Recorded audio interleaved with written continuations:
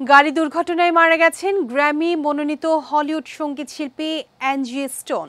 Wish I did not miss you গানের জন্য বিশ্বব্যাপী পরিচিতি পেয়েছেন তিনি হিপ হপ থ্রুয়েই দ্য সিকোয়েন্সের সহ প্রতিষ্ঠাতা। মৃত্যুকালে তার বয়স হয়েছিল ৬৩ বছর। সঙ্গীত শিল্পীর মৃত্যুর খবরটি জানিয়েছে people magazine.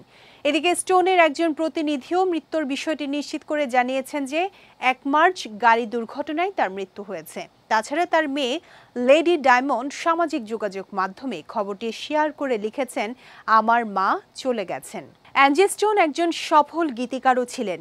D Angelo, Alicia kiss এবং লেনি ক্রাভিটসের মতো তারকাদের সঙ্গে কাজ করেছেন স্টোন। তিনি অভিনেত্রীও বটে। চলচ্চিত্র এবং টিভিতেও কাজ করেছিলেন। তাকে দ্য হট চিক এবং দ্য ফাইটিং টেম্পটেশনের মতো সিনেমায় দেখা গিয়েছিল।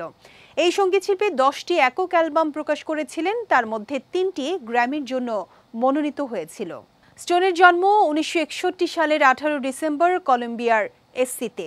উচ্চ মাধ্যমিক বিদ্যালয়ে পড়ার সময় তার সঙ্গীত জীবন শুরু হয়। বন্ধু শেরিল কুক, যিনি চেরিল দ্য পার্ল নামে পরিচিত, এবং গোয়েন্ডোলিন চিসোলম, যিনি ব্লন্ডি নামে পরিচিত, তাদের সাথে দ্য সিকোয়েন্স প্রতিষ্ঠা করেন।